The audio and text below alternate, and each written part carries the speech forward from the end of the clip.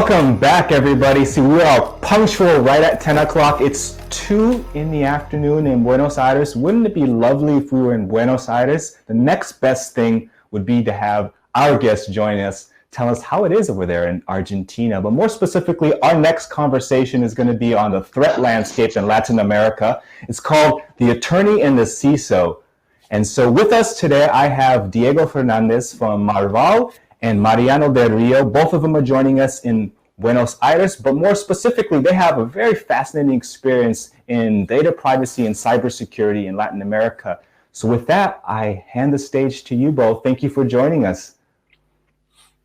Thank you, Jonathan. So good afternoon, wherever you are in the world, or good morning, depending. We're very excited and we're very happy, and thank you, SIA University, for putting this panel together. I saw that people connected there that I recognize, so I'm happy to see that you are doing good. These are difficult times, as we all know, and it's very important that we still are connected and discussing topics of our interest.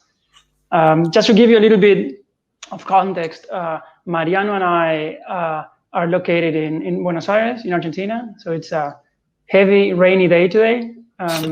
It's 43 days since I don't wear a shirt.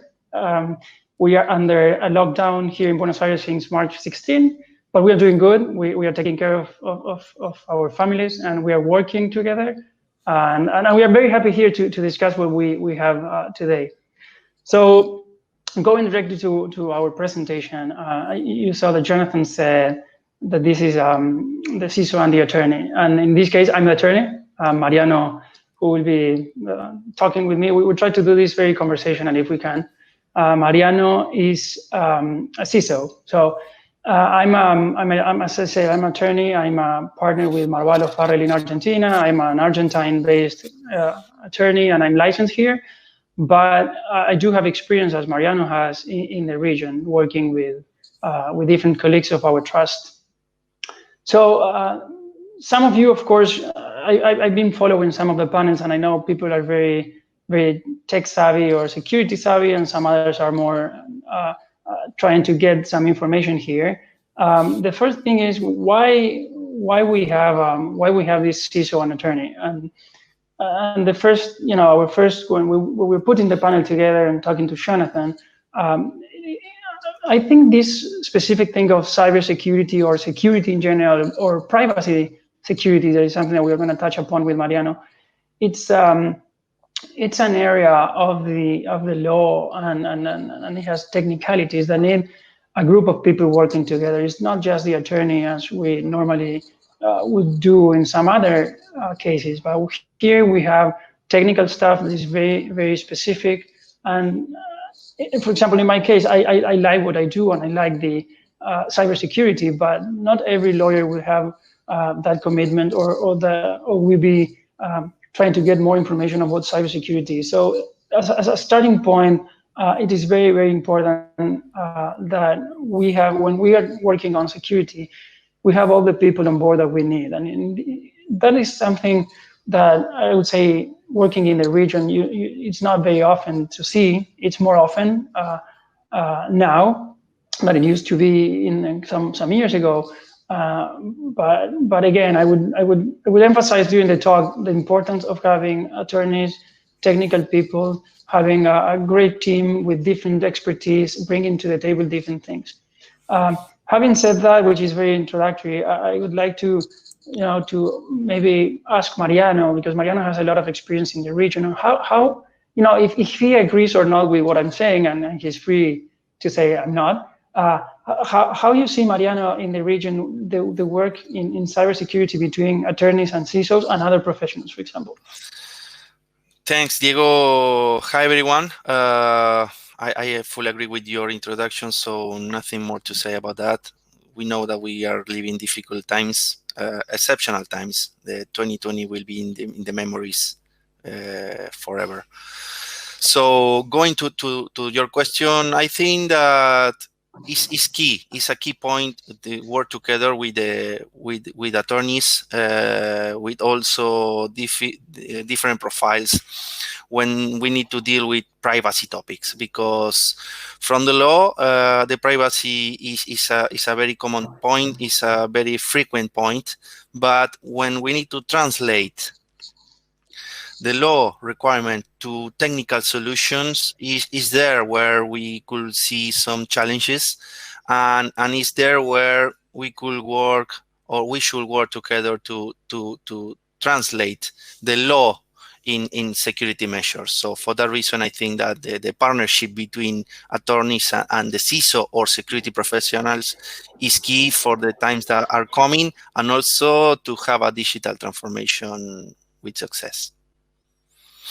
And Mariano, if I may add a question to that, what's your experience in terms of the human resources that we have in the region? I would, even if we are based in Argentina, I would talk about the region as general. And then we can discuss specific countries. And we have a survey that we will share with here. How do you see human resources, or do you see that university is actually getting out technical people or with the capabilities of being on cybersecurity issues and so on? It's a good question, Diego, because I think that we have a challenge. We need to get the proper skills, and in some cases this is not available in the education programs in the countries. So where someone have the good skills, maybe it's because himself effort, no, is something that he decides to have, and look for contents in general in English, because it's not, we don't have too much content in Spanish, but the academy is not, in my opinion, no, is not ready from the kindergarten, from the primary school, from the secondary school to discuss cybersecurity, to discuss privacy. And this is maybe a challenge for the government to prepare the set of skills that we will need in the coming days. So in my experience, from working with attorneys, just maybe few of them have knowledge about technical aspects, and is maybe or commitment from security community to help attorneys, to help the justice, to help the prosecutors to understand the technical aspects, because in the worst case we will deal with some incidents, we will deal with some situations that we need this kind of common knowledge, well declared and well defined. So resources are limited. That's kind of what I get for you to say. And so where do you get the resources? If resources are limited, I would take my case as an example. So I'm attorneys, we are licensed country by country. So in general, I can only advise on Argentinian law, even if I can work in regional projects. But you as a CISO, I don't see that you have that limitation. I guess that someone from Argentina could be working in Mexico or Peru or Colombia, which is something good for your profession, I guess. But where if you know, where do you see resources coming? If they are limited in the region, do we use and get resources from the US, from Europe, or from more developed countries in the world? Yes. In my case, for example, the source is in general is security standards that are international ones. Maybe the most of them are public available. For example, ISO standards, SIS controls, NIST framework. So it's common rules. So, and that is a key point that we will discuss later. So because if we work with frameworks, if we work with international standards, we will be ready to achieve targets. We will be ready to cover different challenges, because at the end, the security controls, as we will see later, are more or less the same, no matter where you are. So the challenge is how to put it in place, not what to do. We know what to do. The challenge that we are facing is how to put it in place. Okay. So, and from your point of view, Diego, because I know that you have a lot community of partners across the region, what is your point of view about the attorneys and security? And what is your point of view about that, about the skills and the maturity today? Well, I share many of your comments. What I see is I see that I would say 10 years ago it was very difficult to have attorneys with technical expertise or that have experience on working on these type of cases, and this has evolved mainly because clients need sometimes. So it's not just that attorneys are desiring to study technical stuff or being involved in cybersecurity, but it's because they have clients, the clients have needs, and they have to be able to assess those clients with technical stuff. In general, what I see in the region is, and this is, I guess, it's a common ground for many other places. We of course have different set of regulations, and there's no harmonization around the region, and so every country its own world. Of course, as you will touch upon later, Mariano, there are some, I would say, technical standards that could be replicated in different places, but in general, you have to know each country how it works. Then I see different level of compliance in the different countries, and that has to do, of course, those who know Latin America. If you know how Latin America works, we have different cultures, very different cultures in every country. Even if in essence we have a common ground on Latin. And so I see that compliance depends on the I would say the history of the country, and something that we will see, which is enforcement. Again, we see different human resources and attorneys are more prepared or less prepared depending on the country, and then that can give you some difficulties when you have to work on these topics. So I see that you put there on screen the map of the region for those who are not very familiar with Latin America. Yes, and in line with this, Diego, do you have some statistics? You have some KPIs, something to share to the attendants to put in clear what is the situation on each country? Yes, yeah. We have something here to share with the audience, and I invite you. I took this information from iTech Law Association, which is it's an international association of attorneys who are working on IT issues. I'm part of I'm the president of the Latin American committee, and this committee is very active, and we have surveys and we have other resources that you can consult, and there you can see the link to the survey. So this survey that we put together is actually about data privacy. It was updated this year. And you can see there it's divided in the different regions within Latin America. And some countries, as you will see, have a red line above them, below them, which are 18 countries of the region. And we have made, we came up with a survey, and I selected 4 of those questions that I think are very relevant for what we are discussing today. So the first, if you want to go, Mariano, to the first slide. So the first one deals with if there exists a DPA in the country, a data protection authority. We're talking here about privacy, particularly, and a privacy authority. And you can see there the results. You have in yellow those that do have a DPA, like, for example, Argentina, which is at the very top. And between brackets, you can see in some of I have clarified whether they are active or not. And then you have 7 countries which do not have actually a data protection authority. What's the idea of putting this here to discuss with you? So it has to do, of course, with enforcement. If we want to, we want a more secure world, and we want standards to be respected and followed, somehow you need, you need enforcement.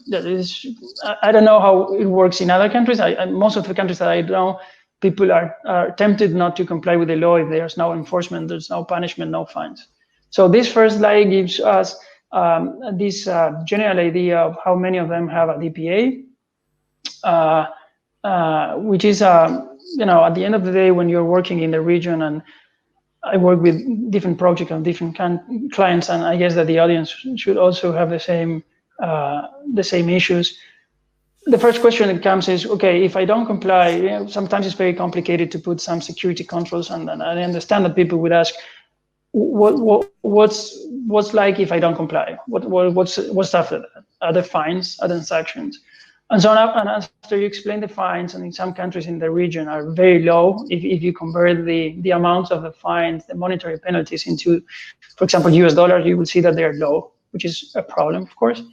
Then the other question is enforcement. So even if the fine is low, what about enforcement? And if enforcement is low, then of course some companies might be tempted not to comply, which is not good of what we are discussing today, but it's a reality, and that's something that we have to face. Going to the second slide, Mariano, if you have it there. The second slide deals with if there's a requirement to notify a data breach or not. And this has to do, there you have again the colors and you have the numbers. This has to do again, and I forgot to say on the first slide, that in some countries, their privacy laws are very recent. You know, privacy laws, which mainly in the Latin American region brings the security measures that you have to apply, are kind of new. It's not the case in Argentina. We have a 20-year-old law, which is very similar to what you have in the EU. So that has to do, of course, with the notification of data breaches, which is something that for a long time we were not used to. So there you see in I would say orange or red, you have the no, which are 13, which is a high number, and only 5, it's there's a requirement. And even those it's yes, you have some difficulties. I would like to say in general that some countries would not have a privacy law like Argentina saying you have to notify a data breach, because it's not even in the law, it's not even defined. We do have, and we will see after, that there's a recommendation to notify a data breach. And remember that there are many laws that have to do with security or cybersecurity. And sometimes you have to resort specific laws, like in the banking industry or the health industry, that have specific regulations. And then you have general principles. We have in Argentina, for example, a general principle of prevention of damage. So if you are in a position that you can prevent damages from occurring, you have a duty to do so. So if we have a data breach in Argentina, say, and we don't have an obligation in the law, but you can, if reporting the data breach, at least to some of the data subjects, will help to prevent damage from occurring, then it's something that you have to do. And these are very general principle that applies to different countries in the region. So you can see there, many legislations not even, they don't have a requirement, but they don't even have a definition of what data breach is. So just to give you, what I'm trying to say here is, trying to give is a picture of what's going on and why things are like they are in Latin America. If you have to do business here, or if you have to, you know, a security incident, you have to resolve that. Can we have next slide, Mariano? Yes, sure.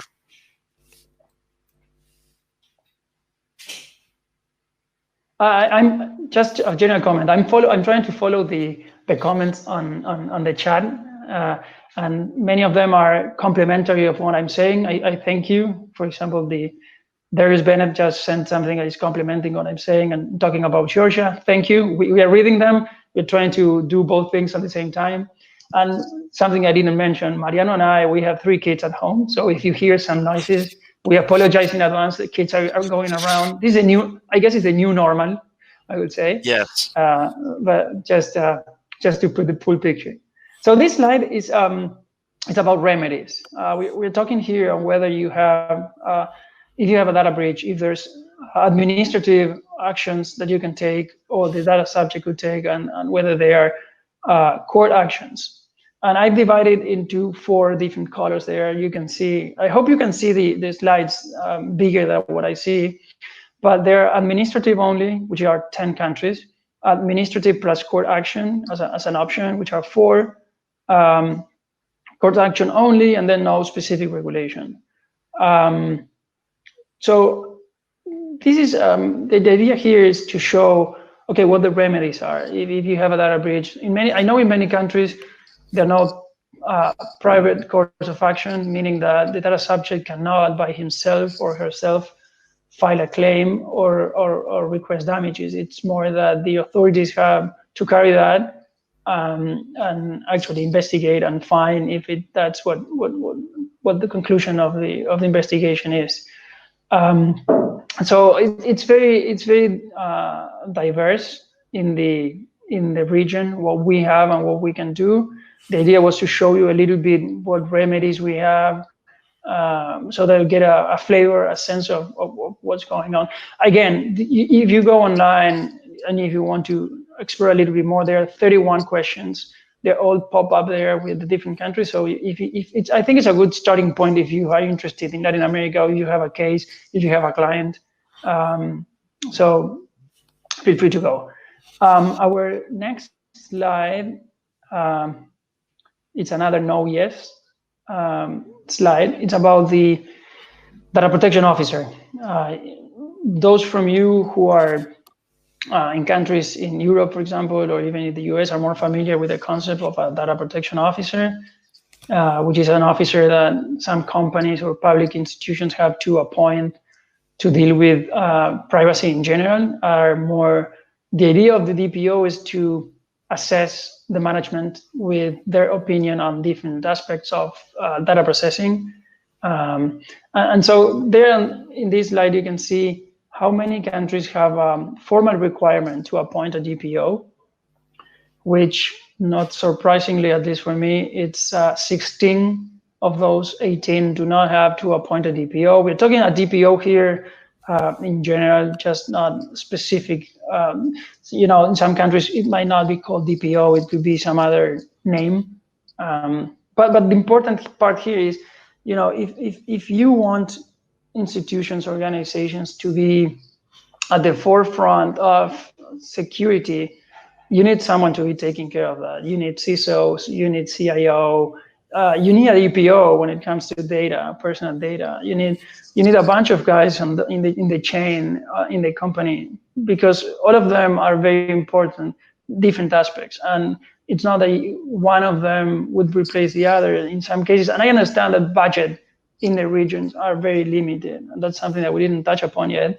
But budget, when it comes to cybersecurity, sometimes is very small, and that's why we see what we see. And then Mariano can share his views of what he finds in the companies when he's doing some due diligence. But again, this slide will show us that very few countries have an obligation to appoint a DPO. Actually, it's only Uruguay and Brazil, which have very, very updated and new laws in place. And I think that's the reason why they have that. But again, give us a flavor of what's going on.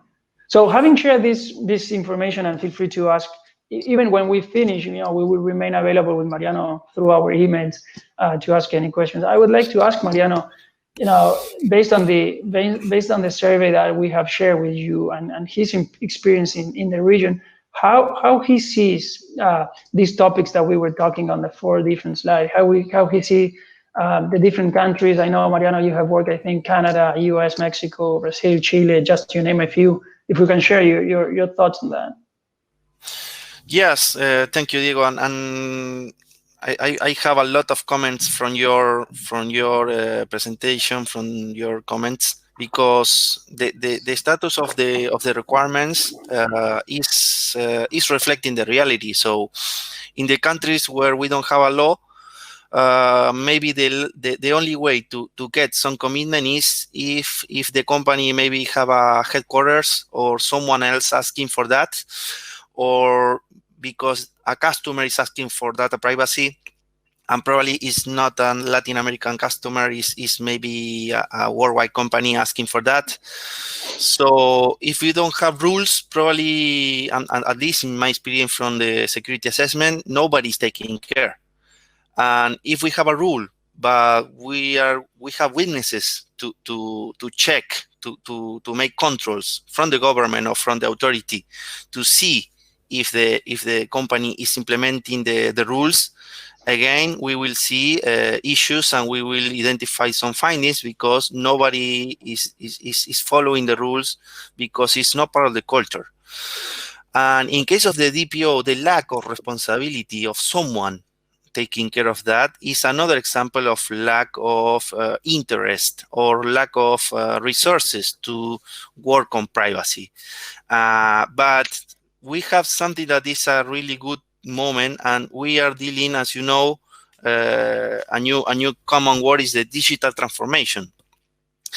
And if a company wants to have a digital transformation and going to the cloud and not going to a storm, they should take care of the privacy, because in digital transformation, without security and without privacy, you will have a lot of problems. From compliance perspective, from incidents, data breaches, cyber attacks, a lot of things will happen in a more easily way, because the cloud is the computer of someone else. No, so it's not a cloud. It's someone should take care of that. Someone from a contract perspective should define the rules. Someone else from the company should take care of the implementation of the requirements, and someone from the vendor should be ready to provide reports and status and dashboards for the customer, because at the end, the final customer is the owner of the data, and we should not forget these kind of things. The people, the customer, is the owner of the data that we are taking care, and that is a key concept to follow.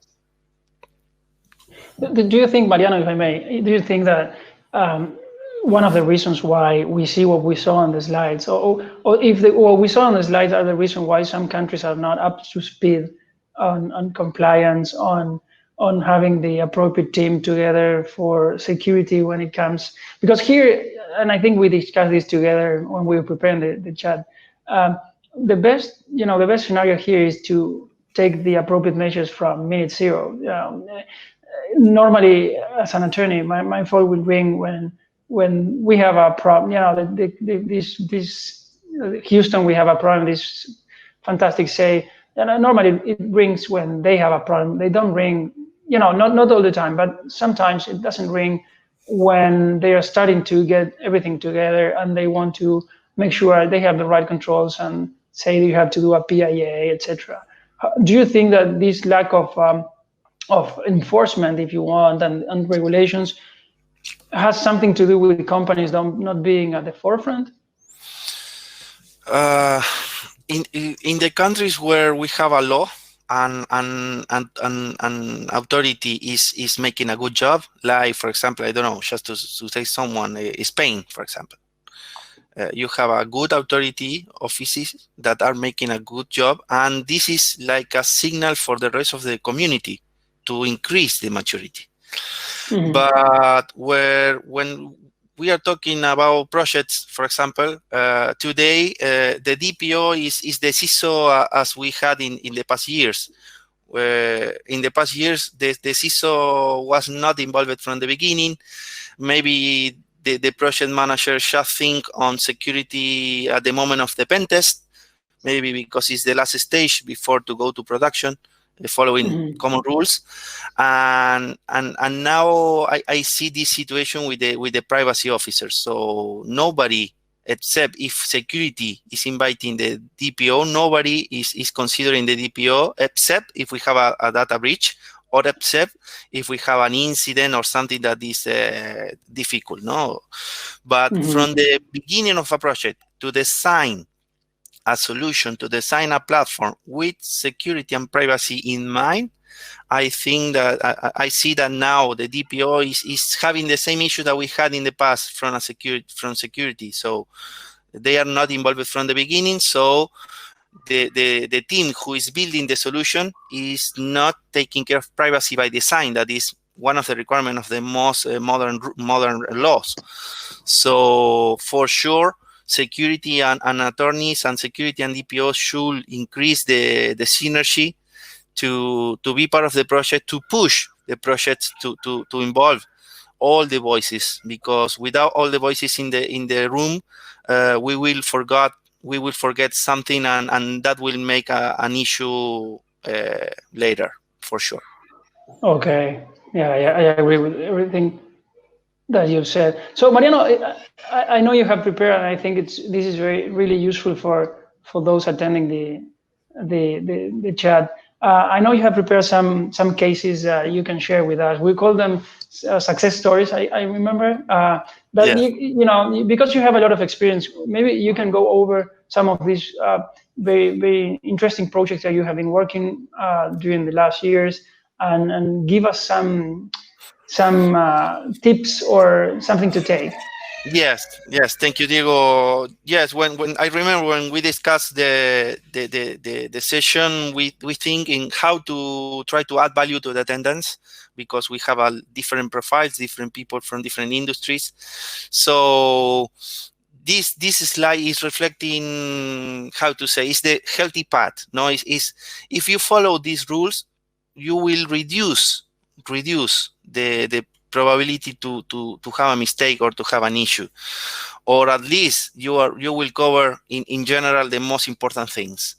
So as part of my experience working on this, it's always really important, make a security assessment. Okay, know what we have, know which kind of gaps we have, in order to then identify the most critical assets. And as a cybersecurity program, or as part of a CISO role, we always need to identify the risk. We always need to know which are the critical assets, where they are, who is accessing that, how they are interacting between platforms, in order to put the focus in the most important things. Because as you mentioned at the beginning, we have too many restrictions, also the budget.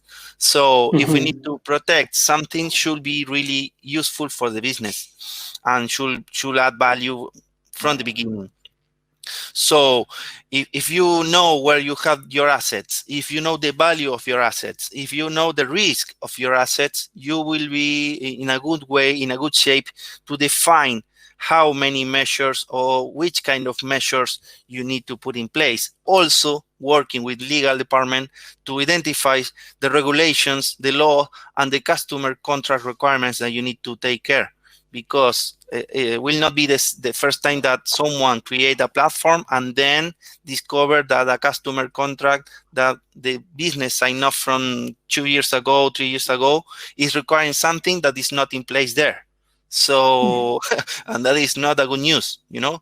So, following this path, you will consolidate all your requirements to define a good proposal to work as a team, building a platform, achieving the objectives, and also creating a better and safe environment. So I think that Mariano, we have a question that deals with what you are saying, and so I'm sorry to interrupt you, but you might want to. So Darius is asking, I wonder if once a year internal training seminar would encourage earlier involvement of the DPO and or the CISO.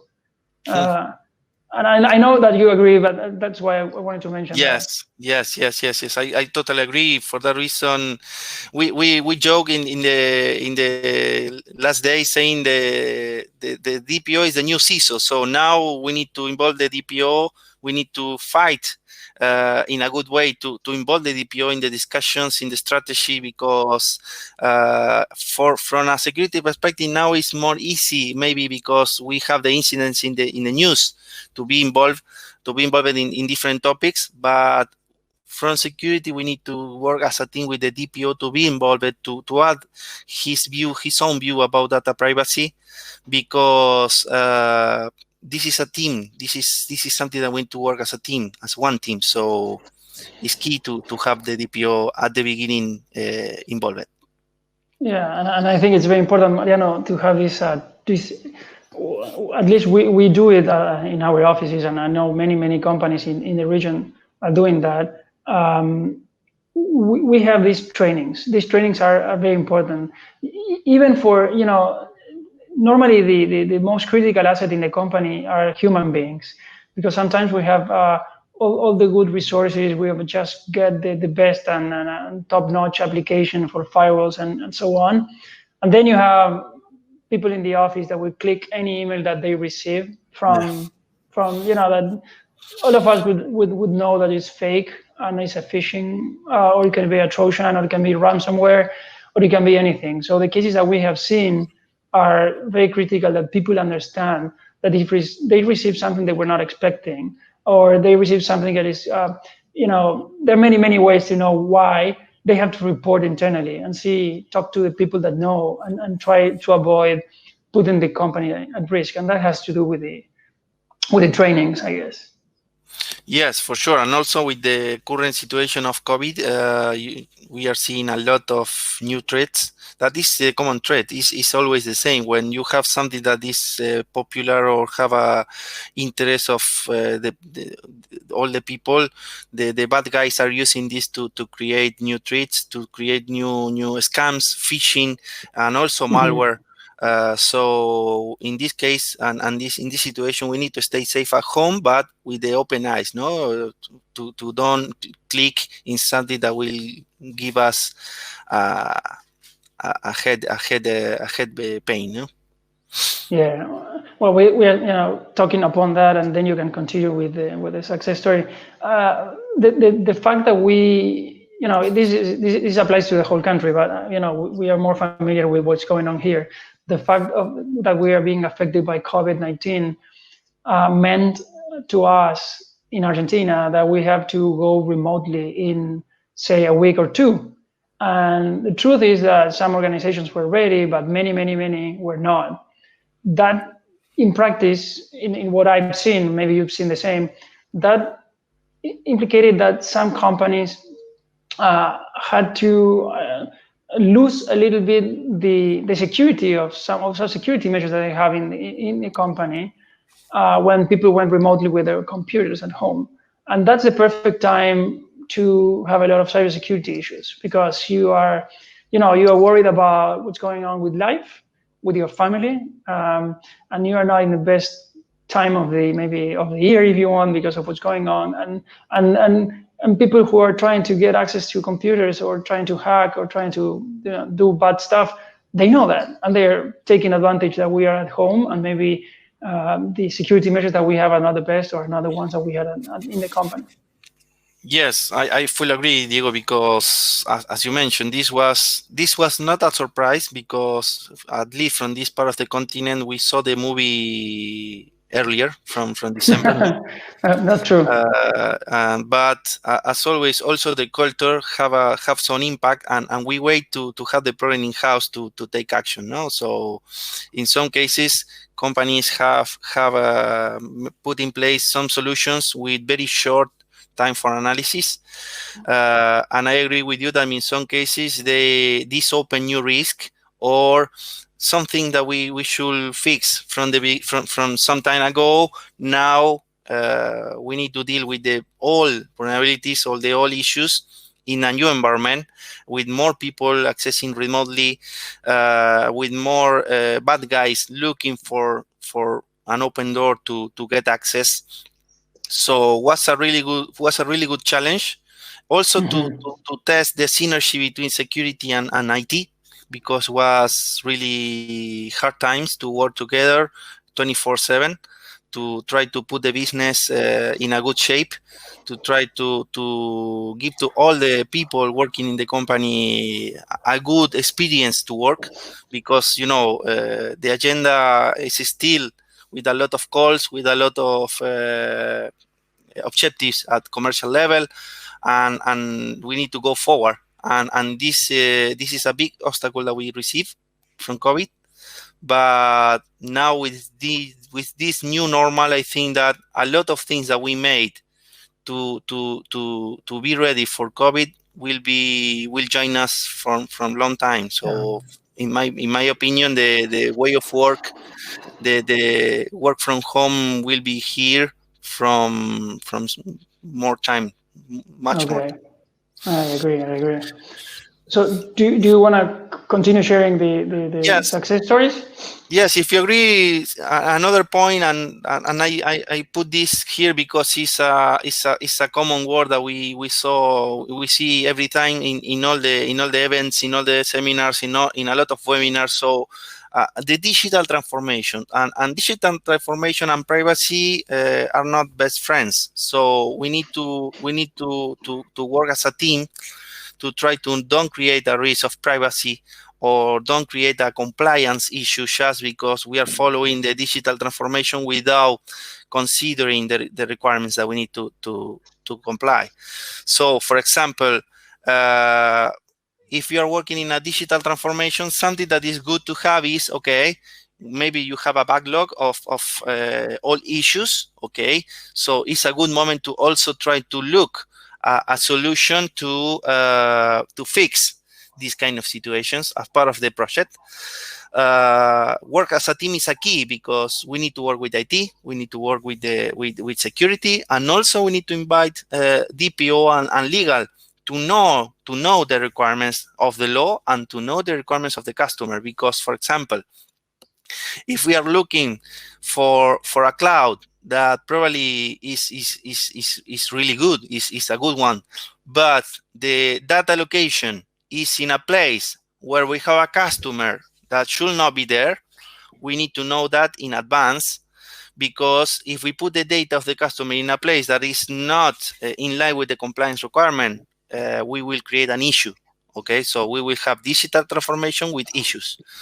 And also, this is really important because in some cases we need to go to the contract to see, okay, which was the requirement 2 years ago, and if that requirement is still needed, and if this is still needed, how we will deal with this requirement in the cloud. Okay, because at the end we will move data to another place.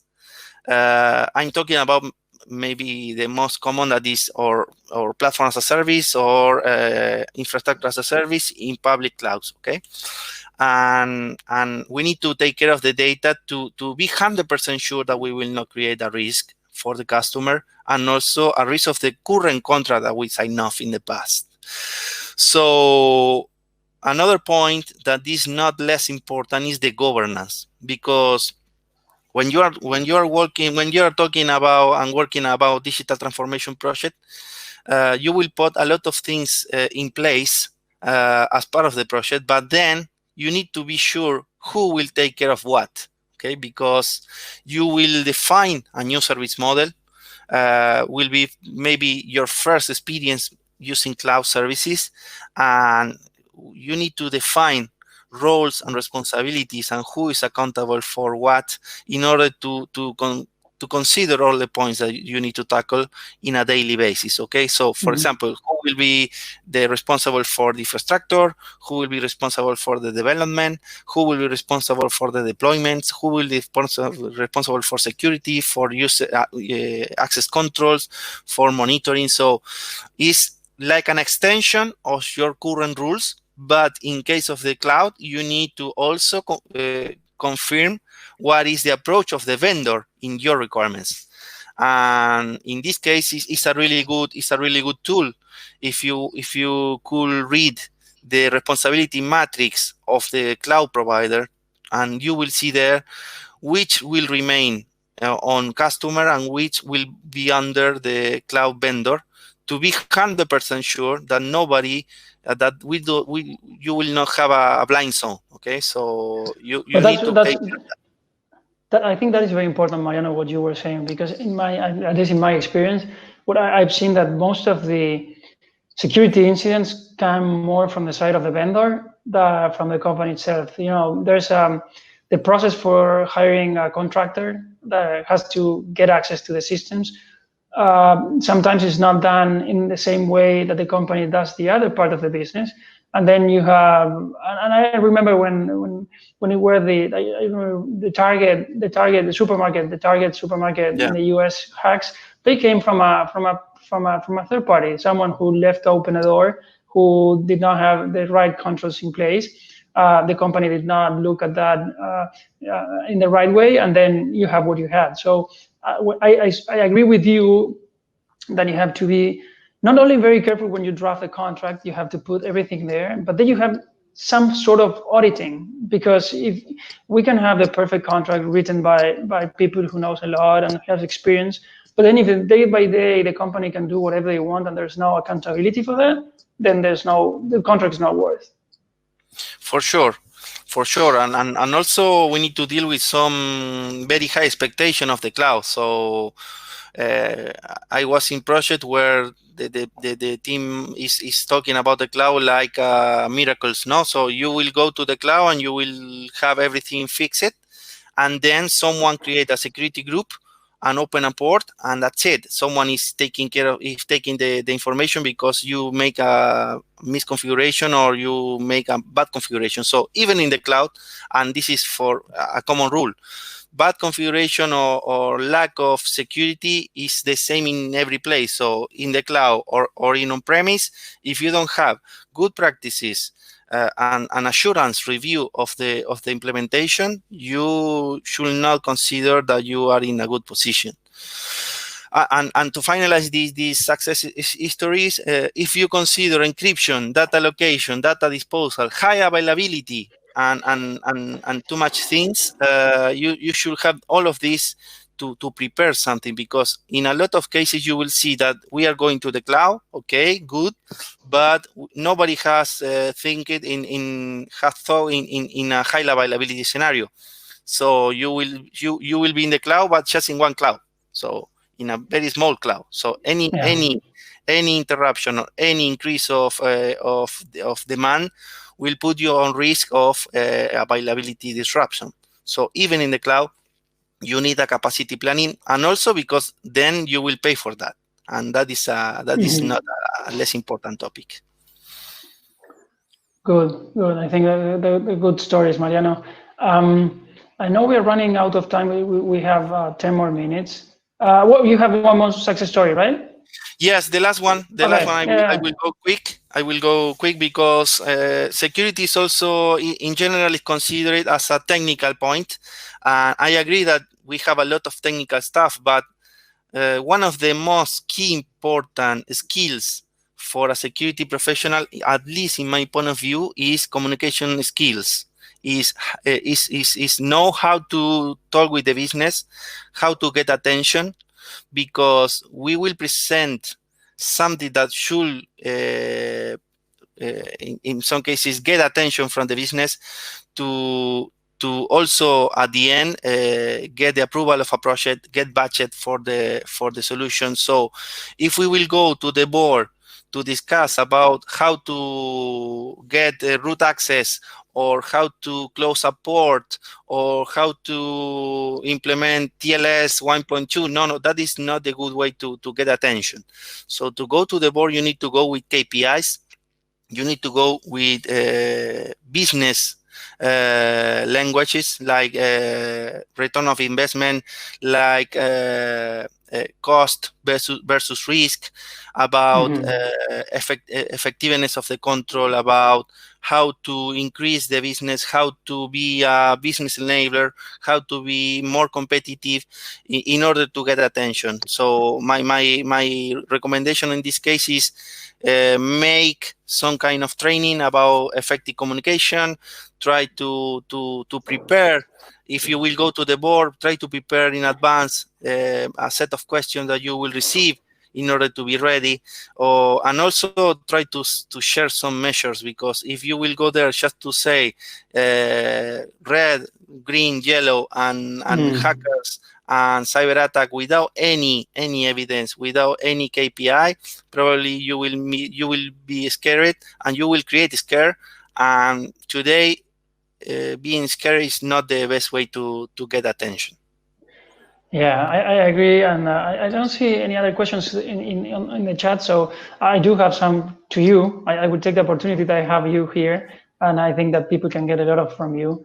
What you said is very important, the communication skills. So that leads to, and it was the comment Darius have. It's very important that we have the appropriate people at the start, at the very beginning of a project. It's not I've seen that many projects start on the the marketing people or the product people, and then they keep on rolling, and at some point you put stage 3, 4, 5 out of 10, say, and you bring there the CISO, or you bring the DPO, or you bring someone who should have been in the table at the very beginning, and they say, this is not okay. You cannot do what you're doing because A, B, and C. And then instead of rolling back and start it again, what they do is they just put little solutions around that, which don't work because they are not meant for that. And so, like privacy by design, which is a general concept now, that is very, very important. And that has to do with the communication, not just to communicate what you want to say, but put the right people at the very beginning. You will see that it's worth the money. If you bring them late, that's a headache, and that is something that it's going to cost more to the business. And so with that, Mariano, I also was willing to ask you, you of course, in I would put the Argentine example because I'm from Argentina, but we have something it's called Resolution 47. That's the security measures that are recommended by the Argentine Data Protection Authority. And this resolution has a very technical stuff. And so I can read it, and I can prepare a memo and say A, B, and C, which are listed there. But maybe at the very, very end, I cannot understand perfectly well and put that in perspective with the rest of the security. How do you do, Mariano, when you have to translate this to the business? How you work this stuff that normally are led by lawyers? How do you take that and explain to the business? Thank you, Diego. It's a good question for this resolution and for this section. I also add this slide deck to share some common controls that we will use to take care of privacy. But going to the point of your question, this is not easy and this is not technical. So before to define something, I always trying to explain the risk, and always with a marker and a board, and explaining, making a big picture of the platform and the requirements that we need to put in place, and how this platform is communicating with another components. But if I need to say something is the first point that we need to try to tackle is for what reason we are asking this data. So that is maybe the main question, because a lot of things that we could avoid to don't create a nightmare, okay, to don't create a massive project with a lot of requirement, with a lot of cost, is try to understand for what reason we are asking this kind of data. Because if you explain that with this kind of data, you need to increase, then you need to put in place encryption, authentication, audit logs, secure development, incident response, logs, implementation of this, implementation of that. So if you show how many things you need to put in place to achieve the completion of the solution in line with the law, you will see the faces of the people with open eyes, understanding the question that we made at the beginning. For what reason we are asking for something that probably you don't need. If you don't need, and this is also in line with another regulations, if you don't need the data, you should not ask for that data, and you will prevent a lot of issues.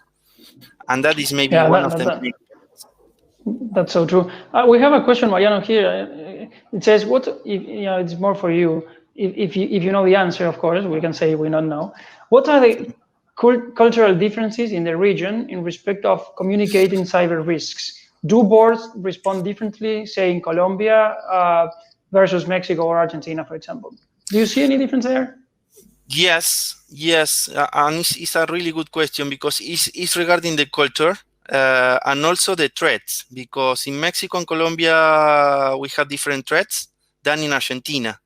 So for historical topics that we deal in different countries. So maybe if you put a threat regarding, I don't know, some kind of difficult situations in Colombia and Mexico, will be we well understand.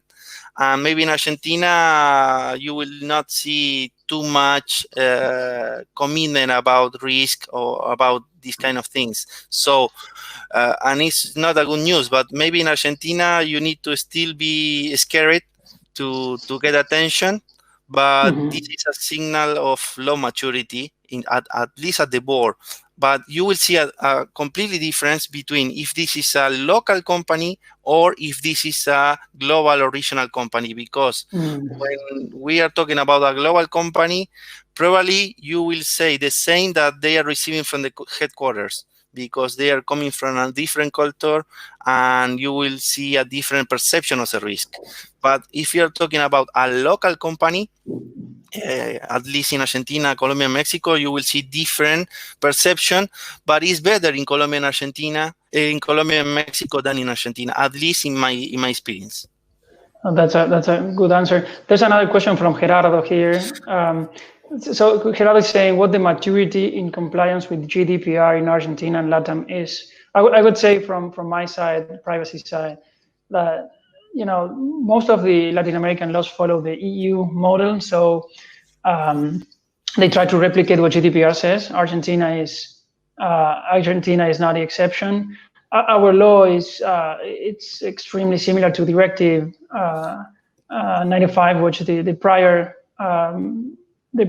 regulations that they have, and we are going in that way. But GDPR is not applicable still directly to the Latin countries. So my answer, Gerardo, will be they are in line. They are trying to get to there, but they are not. It's not mandatory. At least if there's no extraterritorial application. How do you see, Mariano, from a technical aspects, what GDPR demands and what Argentina or the rest have? It's a really good question, because I have a concern about this, because GDPR is a really good reglement. Okay, it's a really good rule, but this is coming from the maturity of Europe. And in this case, we have a different perspective in Latin America, because if you will put a lot of things as a recommendation, for example, in case of security measures, we are coming from something that was mandatory in the disposition 11 to something that is recommended in the resolution 47, and at least for the culture that we have, if this is a recommendation, nobody will put it in place. Nobody will put it in place.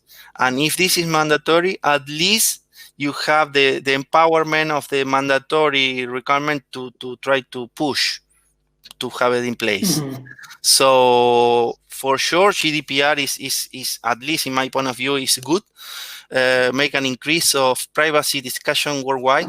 It's really the May 25, nobody will forget, but it's something that need more work in Latin America and also in Argentina, because the last project of data privacy law lost the parliament status. So we are talking about privacy with a law that have 20 years. So it's very old. That's a good point. So Mariano, we only have 1 more minute. We wanted to touch upon cyber policies, which there's no time for that. Just saying in the region that, it's something that we are seeing grow. There's starting to be a better offer of cyber insurance for companies. I guess that they didn't know how to fix the premium at the very beginning. It was very complicated. If I can, in 30 seconds, what questions would you ask a company to know where they are and fix their premium? Oh, okay, 30 seconds. So first of all, if they have someone to take care of the security, so maybe security officer or security correspondent, then if they have an inventory and is accurate and updated, then if they know which law should comply, and then if they know what is the most critical data and which was the last risk assessment that they did. Maybe with these 5 questions, you will see more or less the maturity of the company. Okay, well, that's a very good question. We are running out of time. We have we Latin Americans are known for not finishing panels on time, so we want to do that and change the image that many have from us. So we're going to finish here. Maybe what we can do in the chat box, we can leave our contact details, Mariano and myself, so we can keep the conversation going. We will be participating in different other talks as attendees. So see you there. Thank you again, Sasha, for the opportunity. Jonathan, Claire, everybody on the backstage. It was a pleasure. I hope that we provided you with resourceful information, and see you soon. I don't know, Mariano, if you want to say something more. No. Thank you so much, and it was a pleasure. See you soon. Bye-bye.